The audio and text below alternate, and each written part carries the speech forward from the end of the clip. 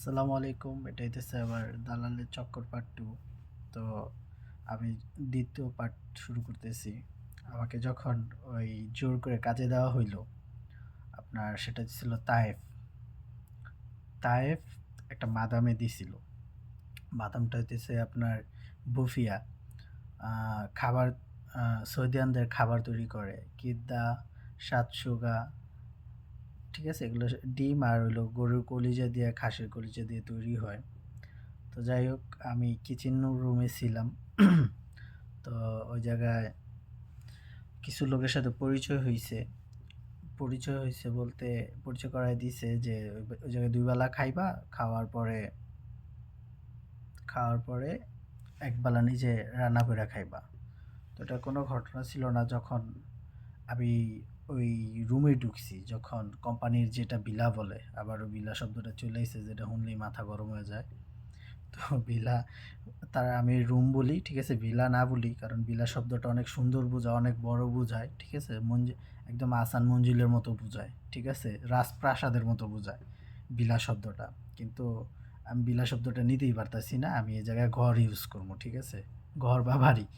তো ওই বাড়িতে ঢুকছি, ঢোকার পরে ভাই এমন একটা পরিবেশ দেখলাম, ঠিক আছে? যেই লোকজন ওই জায়গায় থাকে, ওগুলো হইতেছে আপনার, যে লোকজন ওই জায়গায় থাকে ওগুলা হইতেছে আপনার এমন একটা পরিবেশ বানায় রাখছে, যে কিচেন যে থাকে না, যে জায়গায় আপনার কি বলে এটারে, এই যে ধোয়া, এই যে ডেক পাতিলা যে ধোয় টোয় ওগুলো আছে না, ওই কিচেনই তো বলা, হ্যাঁ?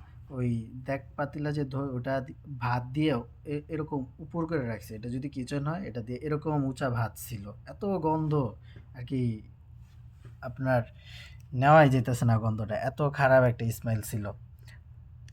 গন্ধ বা স্মেল যেটাই বলি না কেন, এখন ঢুইকে আমার সাথে ৫ জন আসছিলাম আমরা, ঠিক আছে? এক গাড়ি দিয়ে, একই দালালের লোক, ঠিক আছে? তো ৫ জনের এখন আমরা, এমন গন্ধ আর এমন সিচুয়েশন, টয়লেট তো আরো খারাপ, হ্যাঁ? তো এখন আমরা ২ জন ভাবলাম যে আমরা এই রুমে পড়ছি, আমরা চলেন এগুলো পরিষ্কার করি, যে থাকলে তো রুমটা পরিষ্কার করতে আমাদের প্রায় ৩ থেকে ২.৫ থেকে ৩ ঘন্টা সময় লাগছে। তো পরিষ্কার করে ধোয়া পোছা করছি, করার পরে পরের দিন ডিউটিতে গেছি।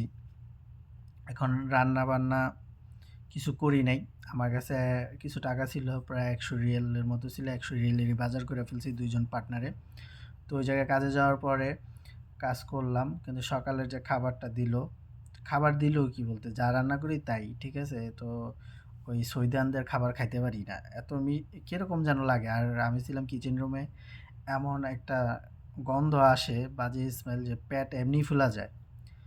তো ডিউটি করতে, করতে এক পর্যায়ে আমার মনে হইলো আমি এটা পারবো না। ঠিক আছে? এক হইতেছে সিচুয়েশন এরকম, আর সিচুয়েশন এরকম নাকি আমরা যে গোসল করি, মানুষ কাছ থেকে এসে গোসল করব, কোম্পানির যে ভিলা, অন্য কোম্পানি, সরি ভিলা না, বাড়ি। ঠিক আছে? ওই বাড়িতে ঢোকার পরে আপনার যে টয়লেটে টয়লেটে কোনো আপনার যে পরিবেশ, সেটা কোনো পরিবেশ বলে না। ঠিক আছে? আমরা যে বাড়িতে ছিলাম, আমাদের বাড়ির টয়লেট যেরকমই হোক শান্তি আছে। কিন্তু ওই টয়লেটে কোনো শান্তি নেই। আপনার, যাই হোক, এটা মুখে আনতে পারতাছি না। ভিডিওতে বলা যাবে না যে এরকম বাজে একটা জিনিস ছিল ওই জায়গায়। তো যাই হোক, এখন আমার শরীরে অনেক জ্বর চলে আইছে। আমি ২ দিন ডিউটি করছি। ঠিক আছে? তো করার পরে আমার শরীরে অনেক জ্বর, আমার খারাপ। আমি বাসায় কনট্যাক্ট করতেছি যে আমি আমি হয়তোবা এটা পারবো না, বা আমি এটা করতে চাইতেছি না। অবস্থা খুব খারাপ এই জায়গার। তো আরো মানুষ ছিল, ওই জায়গায় কথা আছে, আরো মানুষ ছিল ওই জায়গায়, যে ওরা পারলে তুমি কেন পারলা না? তো ওরা ওরা ভাইগা যেতে চাইতেছে কিন্তু পারতাছে না। ঠিক আছে?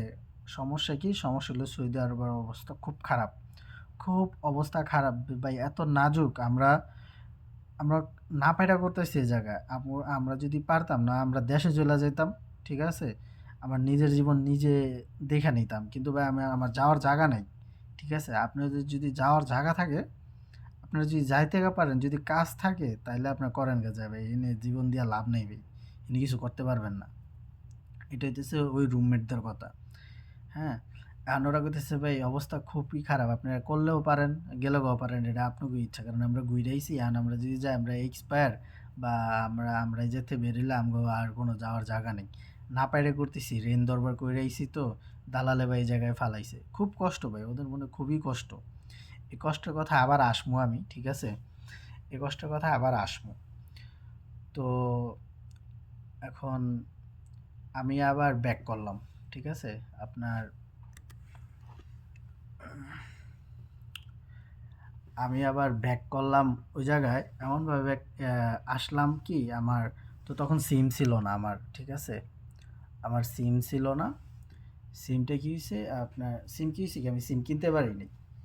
তো এই কারণে আমি এখন আমার তো যোগাযোগ করতে হইব। আর আমি যখন বলছি আমি এ জায়গায় কাজ করব না, বিশ্বাস করবেন আমি ঘুমিয়েছিলাম, অসুস্থ ছিলাম, জ্বরের অবস্থায় ছিলাম। আমার ওই জায়গার ফোরম্যান, যে ওই মাদামের যে ফোরম্যান, উনি আমার রুম থেকে বের করে দিয়েছে। যে ও তো ডিউটি করছে 4টা পর্যন্ত, এখন 5টা বাজে, ঠিক আছে? ওর ঘুম পুরা হয়ে গেছে। ও যদি আমাদের সাথে কাজ করে তাহলে ওর পাসপোর্ট জমা দিতে হইব, আর যদি না দেয় তাহলে ওর রুম থেকে বেরিয়ে যেতে কব। তো আমার কথা হচ্ছে আমি জায়গায় কাজ করবো না, আমি পাসপোর্ট দিয়ে আমি মরতে চাই না, এই জায়গায় আমি পাসপোর্ট দিব না, ওদের ডিরেক্ট বলে দিছি। তো ডিরেক্ট বলার পরে আমার এই রুম থেকে বের করে দিছে। রুম থেকে বের করে দেওয়ার পরে এখন 4টা, 4টা না, আমি সকাল ভোর 4টা বাজে 5টা বাজে বের করে দিছে আমারে। তো বের করে দেওয়ার পরে আমি বাইরে যেয়ে অনেকক্ষণ বসে আছিলাম আর কি, ওই রুমের বাইরে, ঠিক আছে? হলের পিঠ থেকে দিয়ে বসে আছিলাম কতক্ষণ, এটা সেটা করতে করতে যখন সন্ধ্যা বিকাল 5টা 4টা বাজলো, তখন আমি আমার ট্রাভেল এজেন্সির সাথে যোগাযোগ করলাম যে আপনি আমার কই পাঠাইলেন, হ্যাঁ আমি এখন কী করবো এই জায়গায়? পরে কয় তুমি নিচে যাও, যোগাযোগ করো আমার সাথে। তো ওই জায়গায় এক পাকিস্তানি ভাই ছিল, আমার যোগাযোগ করতে সহযোগিতা করছে। আর তখন আমার ফোনে খুব প্রবলেম ছিল, আমার ব্যাটারি ডাউন হয়ে যেতেছিল বারবার, ঠিক আছে? ফোনে চার্জ থাকে না, আমি কোনো জায়গায় চার্জও দিতে পারবো না। খুব টেনশনে ছিলাম, বাড়ির মানুষও খুব টেনশনে ছিল। তো তারপরে আমি করলাম কি, আমি অতি দ্রুত একটা সিম কিনে নিলাম, হ্যাঁ? আর সিমটা কিনে না, সিমের নাম ছিল রেড বুল। আপনার রেড বুল কেউ কিনবেন না, ঠিক আছে? সৌদি আরব আসার পরে। তো সিমটা কি হয়েছে, কেনার পরে চালু করছি, হ্যাঁ? আপনার 65 টাকা নিছে, টাকা এই দেশের রিয়েল, ঠিক আছে?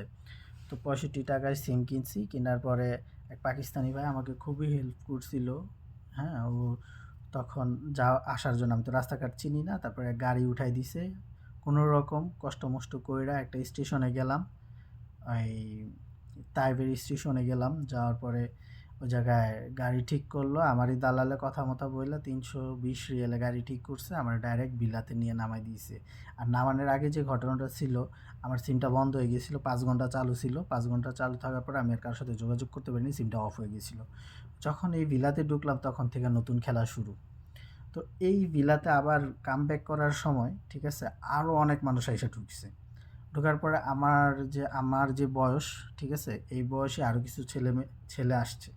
আসার পর ওদের সাথে কথা হইছে, কেমনি কি, এমনি এমনি। এখন ও কইতেছে যে এখন তোমার যে কাজে দিছিল কাজ কেমন? আমি কই কাজ যেরকমই হোক আমি পারি নাই, তাই চলে আইছি, বেশি কথায় যাইনি। তো আবার তো 3-4 দিন, এদিন 5 দিন, 5 দিন আমার সময়, আমি আবার এই রুমে ব্যাক করছি। 5-6 দিন বা 1 সপ্তাহ এরকম হইতে পারে। তো রুমে ঢোকার পরে আমার আর কি, আমার দালাল আমার বলতেছে যে ভাই করলা না, ঠিক আছে, এখন তোমার জন্য কাজ দেখমু, এখন তুমি একটু ওয়েট করো, সময় লাগবো। আর এদিক দিয়ে আমার যে আত্মীয় স্বজন, আমি যার মাধ্যমে আইছি, তোরা কাজে দিল, তুই আইসা বললি কেন, তুই পারলি না কেন? না, আমাকে কইতেছে আমার তো এটা বললা দেয় না, আমার এমন জায়গায় দিছে যে আমি পারবো না। হ্যাঁ, এরকম তো কোনো কথা ছিল না। তো যাই হোক, এটা একটা যেরকম ব্যাপার ছিল, চুইকা গেছে। তারপর দালালের রুমে ঢুকলাম। ঢোকার পরে এই জায়গা থেকে নিউ একটা, আবার একটা নতুন সিচুয়েশন তৈরি হইতেছে। মানুষ আসতেছে যাইতেছে, কোনো কিছু করতে পারতেছে না, ঠিক আছে? কাজ দিতে পারতেছে না, হেনে হনে আর কি। 1 মাস, 6 মাস, 7 মাসের এক্সপায়ার লোক রুম ভর্তি, হ্যাঁ? ইতিমধ্যে আমার আমার সাথে এরকম হইতেছিল যে আমি কি বলে, আমাদের যে খাবারটা, ভিলার যে খাবারটা, সরি ভিলা না, বাড়ির যে খাবারটা, ওই যে যারা আমরা নিজেরাই পাক করে খাই, খাওয়ার পরে ওই জায়গায় একটা প্রবলেম হইতেছিল কি, খাবারটা খুব টক লাগতো। আর খাবারগুলো এমন খাবার এনে দিত, ওটা হইতেছে আপনার পচা গন্ধ, ঠিক আছে? হাতে যদি নিয়ে মাছটা কাটেন না, মাছটা হাত থেকে খুইলা নিচে পড়ে যায়। এরকম মাছ আনে আমাদের খাবারের জন্য, আর ওদের সব কাজটা আমাদের করতে হয়। তো আমাদের ভিলায় যত মানুষ আছিল সবাই 4 লাখ 5 লাখ টাকা করে আইছে, দিয়ে আইছে, কেউ 3,80,000, 4,00,000, 4,50,000, 4,20,000, 5,00,000, 5,50,000 দিয়ে আইসা কোম্পানি ভিসা বইলা এই জায়গায় আইসি না মানুষগুলো জমা করতেছে। তো এদের প্রত্যেকের বাসাতে কিস্তি আছে, এই হইতেছে প্রবলেম। প্রতি মাস যাইতেছে, সবার টেনশন বাড়তেছে, কেউ কাইন্দা বাঁচে, কেউ চেহারার দিকে তাকানোর কোনো সুযোগ নেই, কাঁদতেছে যে আমি গরু বেচে আইছি, তারপর কিছু টাকা ঋণ করে আইছি, ভাই আমি কি করবো। যদি ওই কান্না বা ওই দৃশ্য যদি কেউ চোখে দেখে, ঠিক আছে, তার বিদেশ যাওয়ার স্বপ্নই থেকে যাবে, ও আর আসতে যাবে না এই সৌদি আরবে। ঠিক আছে, তো ভিডিও হলো বড় হয়ে যেতেছে। হ্যাঁ, তোমার নেক্সট যে থার্ড পার্ট আসবে ওই জায়গায় হয়তো বা আরও ভালো কিছু কথা থাকবে, ভালো সাজেশন। ঠিক আছে, আপনাদের জন্য অবশ্যই থার্ড পার্টের জন্য আমার সাথে থাকবেন। আসসালামু আলাইকুম।